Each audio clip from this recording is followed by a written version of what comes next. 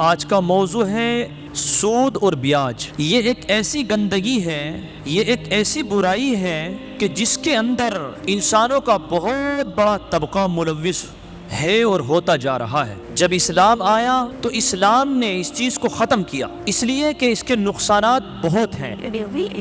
اس کے نقصانات یہ ہیں کہ دولت چند ہاتھوں میں سمٹ کر کے رہ جاتی ہے، دولت کے مالک اور حقدار چند لوگ بن جاتے ہیں اور باقی لوگ غربت کی زندگی گزارنے پر مجبور ہوتے ہیں۔ جو محنت، جو لگن، جو مزدوری ان کی ہوتی ہے، اس سے وہ پیسے کما کر کے سود اور بیاج کے بھرتے رہتے ہیں۔ نتیجہ یہ ہوتا ہے کہ جو غریب ہے وہ مزید غریب ہوتا جاتا ہے اور جو مالدار ہے وہ خوب مالدار ہوتا جاتا ہے۔ اس سود کے اندر یہ بڑی ناانصافی ہے۔ یوں سمجھیے کہ شہر کے اندر 10 لوگ ہیں جن کے پاس میں دولت ہے، اب 10 لوگ بڑے ہیں لیکن 100 لوگ غریب طبقہ ہے، کمزور طبقہ ہے، مزدور طبقہ ہے۔ اب بہت سی دفعہ یہ ہوتا ہے کہ اس طرح کے تقاضے سامنے آ جاتے ہیں کہ انسان مجبور ہوتا ہے۔ اب جب وہ ان 10 لوگوں کے پاس میں ادھار لینے کے لیے جاتا ہے تو ان کے یہاں تو اپنا نظام اور سسٹم ہے کہ بھائی پیسے لے جاؤ، یہ پیسے لے جاؤ، لیکن آپ کو ہر مہینے 10%، 5%، 15% جس کا بھی جو ہوتا ہے حساب، آپ کو مجھے مہینے کے دینے پڑیں گے۔ اب مجبور غریب آدمی ہوتا ہے، حساب جوڑتا ہے، کہتا ہے کہ ٹھیک ہے ہم دیتے رہیں گے آپ کو۔ اب نتیجہ یہ ہوتا ہے بعض دفعہ تو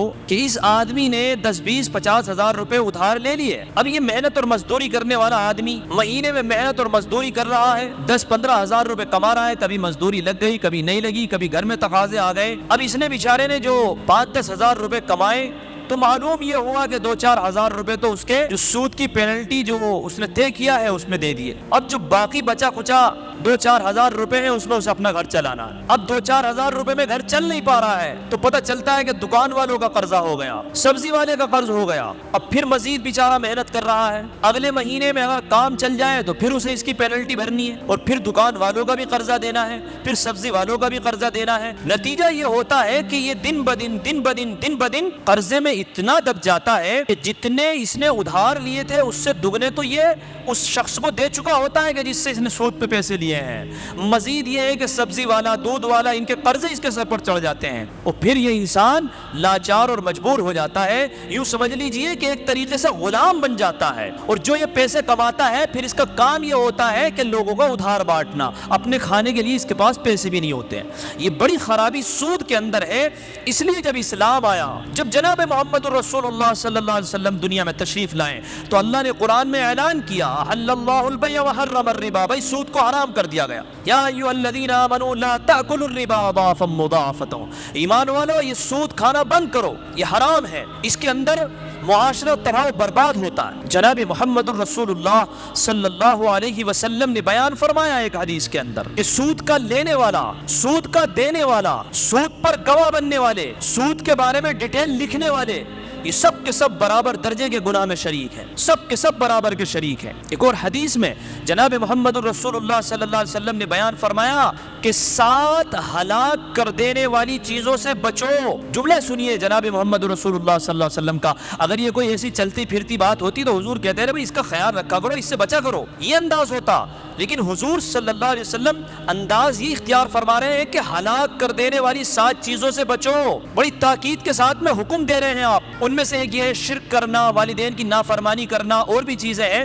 تو ان 7 چیزوں میں سے ایک چیز آتی ہے سود، بیاج، جس کا آج کے زمانے میں لیپا پوتی کرنے کے لیے اور لوگوں کا دماغ ڈائیورٹ کرنے کے لیے انٹرسٹ اس کا نام رکھ دیا۔ نام بدلنے سے کوئی چیز نہیں بدلا کرتی ہے، جو حرام ہے وہ حرام رہے گا۔ تو ایک اور حدیث ہے، ایک اور سنیے، نہیں سود کے بارے میں تو بہت ساری احادیث ہیں اور یہ حدیث تو آپ سنیں گے تو آپ کے رونگٹے کھڑے ہو جائیں گے۔ سود اور بیاج کے بارے میں حضور صلی اللہ علیہ وسلم نے کیا بیان فرمایا؟ جناب محمد رسول اللہ صلی اللہ علیہ وسلم نے بیان فرمایا کہ سود کے جو گناہ ہیں ان کے 73 درجے ہیں، یعنی 1 نمبر کا گناہ، 2 نمبر کے گناہ، 3 نمبر کے گناہ، 4 نمبر کے گناہ، 70، 71، 72، 73، اس طرح یہ درجے ہیں گناہوں کے۔ تو حضور صلی اللہ علیہ وسلم نے بیان فرمایا کہ جو سود کھاتے ہیں یا سود دیتے ہیں یا سود پہ پیسے بانٹتے ہیں، بیاج پہ پیسے بانٹتے ہیں، پھر بیاج وصول کرتے ہیں، سود وصول کرتے ہیں، تو ایسے لوگ سنیں کہ سود دینے کی وجہ سے 73 گناہ، اور یہ 73 بھی گناہوں کی کثرت کو بیان کرنے کے لیے ہے، 73 درجے ہیں، ان 73 درجوں میں جو سب سے نیچے کا اور آخری درجے کا گناہ ہے، ذرا توجہ چاہوں گا آپ لوگوں کی، سمجھیے گا کہ یہ بالکل آخری درجے کا گناہ جب اتنا خطرناک ہے تو جو اوپر کے گناہ جا رہے ہیں وہ کتنے خطرناک ہوں گے۔ تو جناب محمد الرسول اللہ صلی اللہ علیہ وسلم نے بیان فرمایا کیا بھائی کہ سود کے گناہوں کے 73 درجے ہیں، ان میں سب سے آخری درجے کا گناہ یہ ہے جیسے کوئی آدمی اپنی امی کے ساتھ زنا کرے۔ اب ذرا تھوڑا سا تصور کریے گا، آنکھیں بند کریے گا اور سوچئے گا کہ میری والدہ میرے سامنے بیٹھی ہیں، وہ کتنی محترم ہے، اگر میں ان کے ساتھ وحشی درندہ بن کر کے اور ان کے ساتھ منہ کالا کروں اور ان کے ساتھ زنا کروں تو یہ کیسا ہوگا سماج میں؟ جینے کو دل کرے گا؟ پھر یہ دل کرے گا کہ زمین پھٹے اور میں اس کے اندر دفن ہو جاؤں، ختم ہو جاؤں۔ تو حضور نے یہ مثال دے کر کے سمجھائی کہ ابھی تو 72 گناہ اور ہیں بڑے بڑے ہیں جو اس سے بھی خطرناک ہے، یہ تو بالکل سب سے لاسٹ درجے کا کہ جو سود پہ پیسے بانٹتا ہے اور سود وصول کرتا ہے، اور صرف وصول کرنے والا نہیں، کبھی جو غریب مظلوم بن کے گھومتے ہو سوچتے ہو ہماری تو مجبوری ہے، یہ لینے والے بھی اسی بالکل برابر درجے کے ہیں۔ حضور نے ایسا نہیں کہ دینے والوں کو ہی جو ہے اس گناہ میں کہا ہو، لینے والے بھی، اور اگر کوئی گواہ بنے چلو ہم دلوا رہے ہیں بھائی، ہم دلوا دیں گے تو وہ بھی، اور گواہ بن رہے ہیں کوئی کہ بھائی ہم گواہ ہیں ہماری گارنٹی بھی دے رہے ہیں وہ بھی، سب کا برابر درجے کا گناہ یہ ہے کہ جس سے آخری درجے کا گناہ ہے یہ کہ جس سے اپنی امی کے ساتھ زنا کر رہے ہوں۔ آج سود اور بیاج کو ہم نے گلے لگا رکھا ہے، آج کاروبار بڑھانے کے نام پر تھوڑا سا بزنس بڑھا رہے ہیں تو ذرا ہم سود لینا چاہ رہے ہیں۔ کچھ کنڈیشنز ہوتی ہیں، اب میں یہاں بیان کروں تو وہ وقت نہیں ہے اور بات کہیں کی کہیں ہو جاتی ہے، اس کے لیے تو آدمی کو بیٹھنا چاہیے، سمجھنا چاہیے کیا مسئلہ ہے، لیکن صرف شوقیہ صاحب یار کاروبار تھوڑا سا بڑھ رہا ہے، ہم سوچ رہے ہیں اس کو ڈیولپ کریں کام کو، تو اس کے لیے جو ہے بینک سے ہم لون لے لیں، جو لون، انٹریسٹ، بیاج، سود یہ سب ایک ہی ہیں، سب نام بدلے ہوئے، سب کا کام ایک ہی ہے۔ نام بدلنے سے یہ مت سمجھنا کہ یہ کام ہلکے ہو گئے، سب بالکل ایسے ہی جو ہے برابر گناہ ہے۔ تو کاروبار بڑھانے کے نام پر سود لے رہے ہیں، بیاج لے رہے ہیں، یہ سب حرام ہے، اس سے بچنا ضروری ہے۔ نحوست یہ ہوتی ہے کہ جو انسان سود لیتا ہے اور وہ سوچتا ہے کہ میں کاروبار بڑھاؤں گا تو بعض دفعہ وقتی طور سے لگتا ہے کہ کام بڑھ بھی گیا، چل بھی گیا، لیکن اس کی نحوست یہ ہوتی ہے کہ انسان کو طرح طرح کی بیماریاں گھیر لیتی ہیں، انسان کے کاروبار چوپٹ ہو جاتے ہیں۔ اس سود لینے کی وجہ سے کوئی انسان مالدار ہو ہی نہیں سکتا، سود اور بیاج لینے کی وجہ سے کوئی انسان ترقی کر ہی نہیں سکتا ہے، وہ دن بدن جو ہے خراب اور برباد ہوتا ہی جاتا ہے۔ بڑے بڑے لوگ جو کروڑوں اربوں کی تعداد میں بھی بیاج اور سود لیتے ہیں نا، ترقی وہ بھی نہیں کرتے ہیں، پتہ چلتا ہے کہ ان لوگوں کا بھی قرضہ معاف کیا گیا ہے۔ یہ سود اور بیاج ایسی چیز ہے کہ جس میں پیسہ چند ہاتھوں میں آ کر رہ جاتا ہے اور باقی طبقہ غربت کی زندگی گزارتا ہے، اللہ اس سے ہماری حفاظت فرمائے۔ اب ایک جو میں بتانا چاہ رہا ہوں بڑی خطرناک چیز اس سود کے نام پر جو چلی ہے، جس نے ہمارے معاشرے کی عورتوں کی عزت کو نیلام کر دیا ہے اور بہت سارے لوگوں کو اس کا علم بھی نہیں ہے،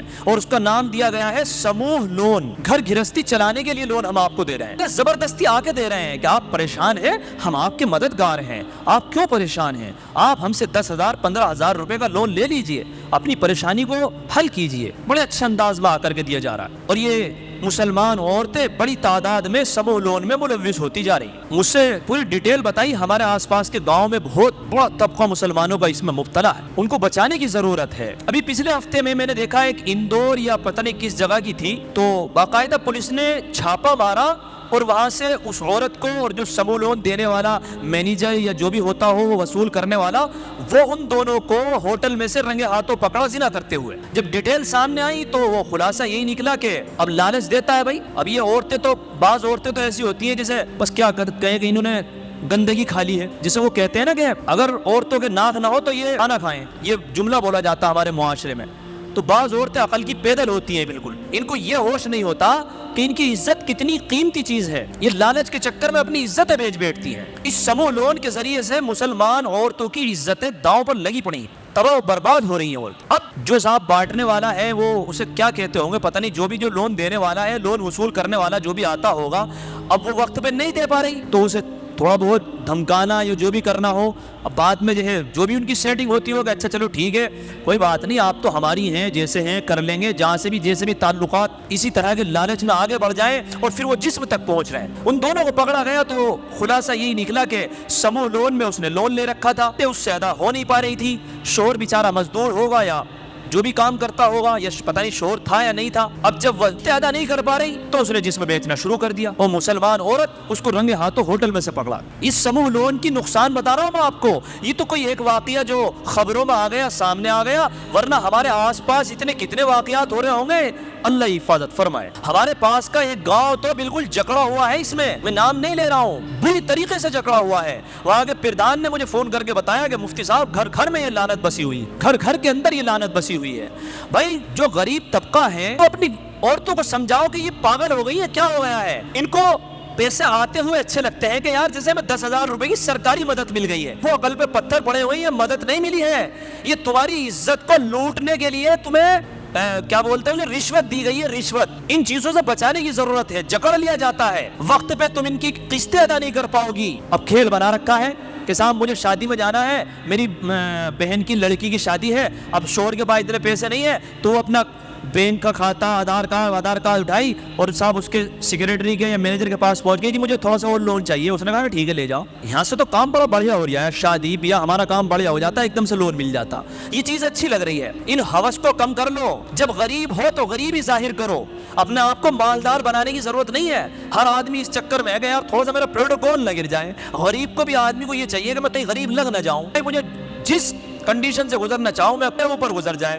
لیکن معاملہ میرا یہ رہنا چاہیے کہ سماج میں میرا بھی معاملہ یہ بن کے رہے کہ میں بھی ذرا تھوڑا سا کچھ سماج میں مالدار ہوں. بھائی غریب رہ لو یار، عزت بڑی چیز ہے. صحابہ اکرام نے غربت کی زندگی گزاری ہے. اللہ کے نبی صلی اللہ علیہ وسلم نے غربت کی زندگی گزاری ہے. ان سود اور بیاج کے طریقوں کو ختم کیا. اندور یا پتہ نہیں راجستھان کے کسی شہر میں اس سموہ لون سے اپنی بستی کو بچانے کے لیے ایک بڑا شاندار کام کیا. اور ایک بڑی بات یہ ہے کہ ہمارے مالدار لوگ، جن لوگوں پہ پیسہ ہے، وہ لوگ اپنی گاڑیاں خرید رہے ہیں، پراپرٹی بنا رہے ہیں، مکان بنا رہے ہیں، ٹائلز پتھر لگا رہے ہیں، سارے کام کر رہے ہیں. لیکن یار ان کو سماج کی فکر کیوں نہیں ہوتی ہے؟ اگر آپ کے پاس پیسہ ہے، آپ مالدار ہو، بڑی بڑی گاڑی خرید رہے ہو، اللہ آپ کو اور دے، اللہ اس سے ڈبل دے، ہمیں کوئی اعتراض نہیں ہے.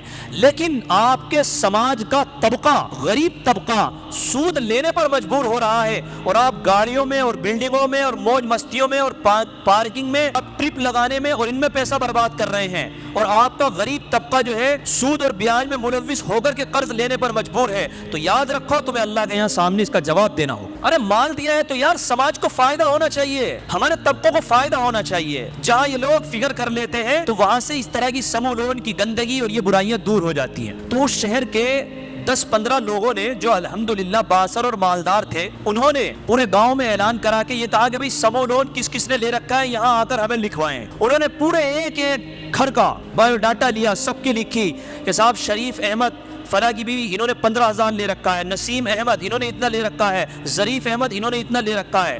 جب انہوں نے دیکھا کہ ہمارے گاؤں میں تقریباً 5-10 لاکھ روپے جو بھی تھے وہ اتنے سموہ لون میں بٹے ہوئے ہیں، تو ان 5, 10, 15, 20 لوگوں نے کہا کہ بھئی ہم 25 لوگوں کی 20 لوگوں کی ایک کمیٹی بناتے ہیں. ہم لوگ مالدار ہیں، ہم لوگ 50 ہزار روپے ڈال کر کے جمع کریں. ان لوگوں نے 50 ہزار روپے ڈال کر یہ جتنی بھی رقم ہو وہ جمع کی، اور جمع کرنے کے بعد میں ان کے ایجنٹوں کو بلایا، سموہ لون بانٹنے والوں کو، کہ یہاں بھائی دکھاؤ کن کن لوگوں کی ڈیٹیل ہے تمہارے پاس میں، کہ صاحب فلاں ہے فلاں ہے، سب کا ابھی زیرو کرو. یہ ہم نے جمع کیا ہے، سب کا لون ابھی زیرو کرو اور دوبارہ ہماری بستی میں نظر مت آ جانا. سب کا اپنے پاس سے پیسہ جمع کر کے لون جمع کیا، سموہ لون سے اپنی بستی کو بچایا، اور پھر ان بستی والوں سے کہا کہ 2-2, 4-4, 5-5 ہزار روپے آپ ہماری اس کمیٹی کو جمع کرتے رہو ہر مہینے. اور ایسا نہیں کھیل بناؤ گے، کھیل نہیں بناؤ گے، فکر کے ساتھ جیسے بیاج والے سود والے کو پیسے دے رہے تھے نا، اسی طریقے سے 2,000, 1,000, 5,000 جتنے تم سے ہو سکتے ہو وہ تھوڑے تھوڑے پیسے آپ ہمیں جمع کریں گے. تو دیکھو مالداروں نے تھوڑی سی فکر کی تو ان کے پاس سے یکمشت تھوڑی تھوڑی رقم گئی، لیکن انہوں نے کتنے بڑے اجر کا کام کر لیا، اور اپنے پاس سے پیسہ گیا نہیں، وہ بھی ابھی واپس آنا ہے، صرف اس کا صحیح استعمال کر لیا تو پوری بستی اس گندگی سے بچ گئی. کتنی بہنیں زنا سے بچ گئیں، کتنے مسلمان گناہوں سے بچ گئے، سود سے بچ گئے. ان سب کا اجر و ثواب ان ایسے مالداروں کو ملے گا کہ جنہوں نے اپنی بستی کے بارے میں یہ فکر کی. یہ ایک مثال واقعہ ہے جو لوگ اپنی بستی کو بچانا چاہتے ہیں وہ یہ طریقہ اختیار کر کے اس گندگی سے اپنے لوگوں کو نکال سکتے ہیں۔ اللہ حفاظت فرمائے سود کی بیماری سے۔ میں نے شروع میں بھی بتایا تھا، میں پھر بتاتا ہوں کہ حضور صلی اللہ علیہ وسلم نے بیان فرمایا کہ سود لینے دینے والے کے جو گناہ ہیں ان کے 73 درجے ہوتے ہیں، ان میں سے سب سے آخری درجے کا گناہ یہ ہے جیسے کوئی آدمی اپنی امی کے ساتھ زنا کرے۔ یہ اتنی گندی چیز ہے، اور اس کے ظاہری نقصان یہ ہے جو غریب طبقہ ہے وہ غربت میں چلا جاتا ہے اور دولت چند ہاتھوں کے ہاتھ میں آ کر کے رہ جاتی ہے، اور اسلام کا یہ مزاج ہے کہ دولت چند ہاتھوں میں نہیں آنی چاہیے ورنہ سماج کے اندر ظلم پھیل جاتا ہے۔ اللہ تعالی ہم سب کی حفاظت فرمائے، اس سود اور بیاج کی لعنت سے ہم سب کی اللہ تعالی مکمل حفاظت فرمائے۔ وآخر دعوانا الحمد للہ رب العالمین۔